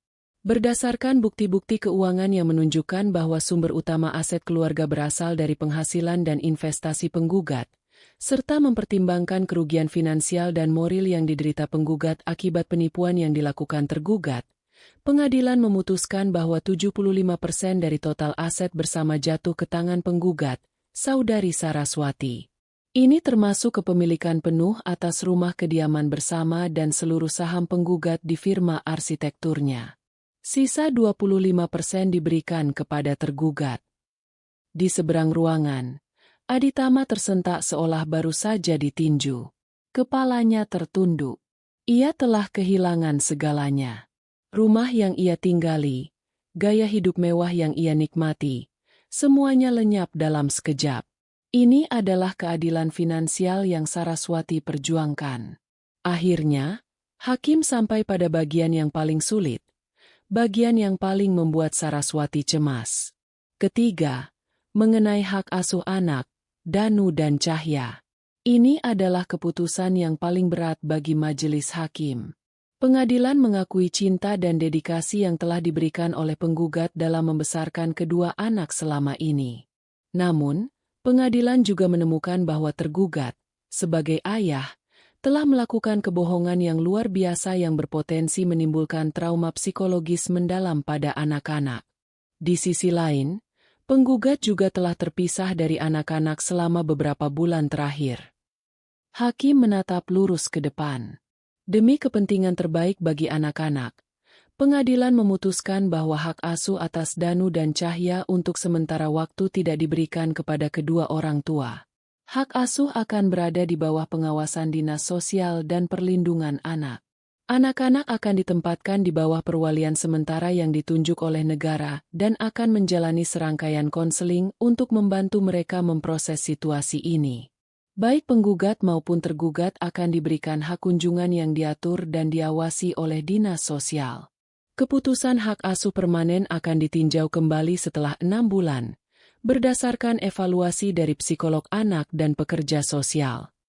Palu hakim diketuk 3 kali. Putusan itu bersifat final. Sidang selesai. Saraswati duduk membeku. Ia menang. Secara hukum, ia menang telak. Tetapi kemenangan itu terasa pahit. Ia tidak bisa langsung membawa anak-anaknya pulang. Ia harus melalui birokrasi, melalui kunjungan yang diawasi. Rasa lega karena memenangkan kasus bercampur dengan rasa sakit, karena perpisahannya dengan anak-anak kini bersifat resmi dan diatur oleh negara. Ratna menepuk pundaknya dengan lembut. Ini hasil terbaik yang bisa kita harapkan, Saras. Ini adalah prosedur standar untuk melindungi anak-anak. Ini memberimu waktu untuk membangun kembali hubungan dengan mereka di jalur yang benar, tanpa intervensi dari Aditama. Di seberang ruangan, Aditama bangkit dengan lunglai, wajahnya kosong. Ia berjalan keluar dari ruang sidang tanpa menatap siapapun. Seorang pria yang telah kehilangan segalanya karena keserakahannya sendiri. Setelah keramaian di ruang sidang mereda, Saraswati, Dewi, dan Ratna berjalan keluar. Tidak ada perayaan. Tidak ada sorak-sorai kemenangan. Yang ada hanyalah keheningan. Keheningan setelah badai reda, menyisakan pemandangan kehancuran yang harus dibereskan. Saraswati tidak langsung pulang ke apartemennya. Ia meminta Dewi untuk mengantarnya ke lokasi proyek perpustakaan. Di sana, di antara rangka-rangka baja dan tumpukan batu bata, ia berdiri menatap para pekerja yang sibuk membangun sesuatu yang baru dari nol. Ia menghirup dalam-dalam aroma debu konstruksi. Ia telah meruntuhkan kehidupan lamanya sampai ke fondasi. Kini, saatnya untuk membangun lagi. Prosesnya akan lambat, rumit, dan menyakitkan, terutama bagian yang menyangkut anak-anaknya. Sore itu, seorang pekerja sosial meneleponnya, menjelaskan prosedur kunjungan dengan nada yang profesional namun ramah. Kunjungan pertama dijadwalkan akhir pekan itu, di sebuah ruang bermain di kantor dinas sosial. Malam itu, di apartemennya yang sunyi, Saraswati tidak bisa tidur. Kemenangan hukumnya terasa seperti sebuah antiklimaks. Ia telah membuktikan kebenarannya kepada dunia, tetapi hatinya masih terasa kosong. Ia menatap keluar jendela, ke arah kerlip lampu kota. Perangnya melawan Aditama telah berakhir. Tetapi perjalanannya yang sesungguhnya, perjalanan untuk menyembuhkan hatinya dan menyatukan kembali keluarganya yang retak dalam bentuk yang baru dan jujur, baru saja akan dimulai. 6 bulan berlalu. Musim berganti, dan begitu pula kehidupan Saraswati.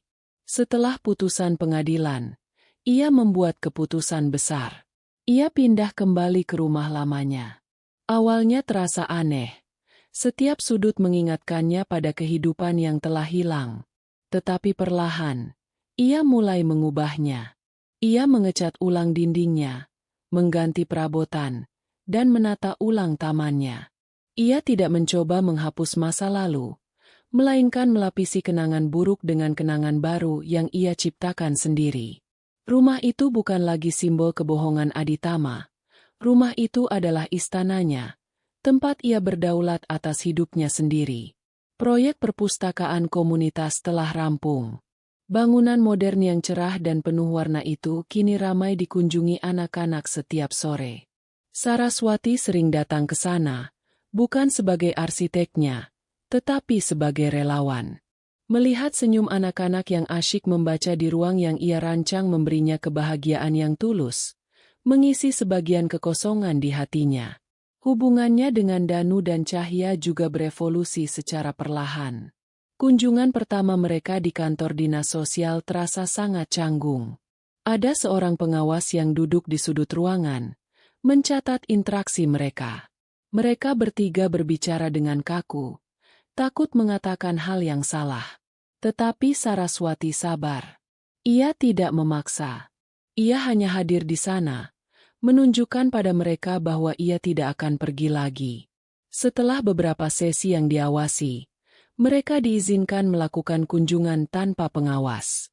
Saraswati akan menjemput mereka dari rumah wali sementara mereka, pasangan parubaya yang baik hati, dan mengajak mereka makan es krim atau berjalan-jalan di taman. Percakapan mereka mulai mengalir lebih alami. Mereka berbicara tentang sekolah, teman, dan hal-hal ringan lainnya. Mereka tidak pernah membicarakan ayah mereka atau kasus pengadilan. Ada sebuah tembok tak kasat mata di sekitar topik itu. Danu dan Cahya juga menjalani terapi. Mereka belajar untuk memahami kompleksitas situasi mereka. Mereka diberitahu kebenaran tentang asal-usul mereka dengan cara yang sesuai dengan usia mereka. Mereka marah, bingung, dan sedih. Mereka juga merindukan ibu yang telah membesarkan mereka. Titik baliknya terjadi 3 bulan setelah putusan, saat mereka diizinkan untuk menginap di rumah Saraswati untuk pertama kalinya. Malam itu, setelah makan malam, mereka bertiga duduk di ruang keluarga yang baru ditata ulang. Cahya, yang selama ini paling pendiam, tiba-tiba bertanya dengan suara lirih, "Apakah Bunda pergi karena kami bukan anak kandung Bunda?"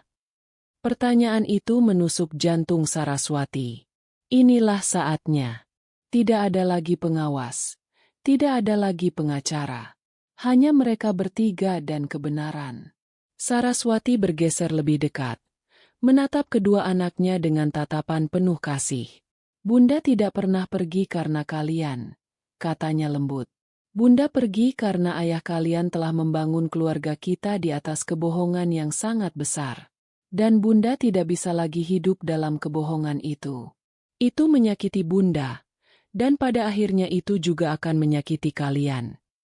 Ia meraih tangan mereka. "Dengar, mungkin ibu tidak melahirkan kalian dari perut ibu. Ada wanita baik lain yang melakukan itu.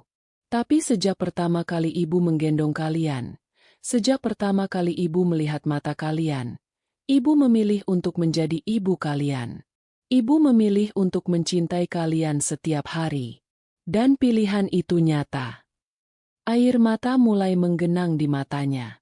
Rasa sayang ibu saat menyuapi kalian, pelukan ibu saat kalian takut, nasi goreng yang ibu buat setiap pagi, semuanya nyata.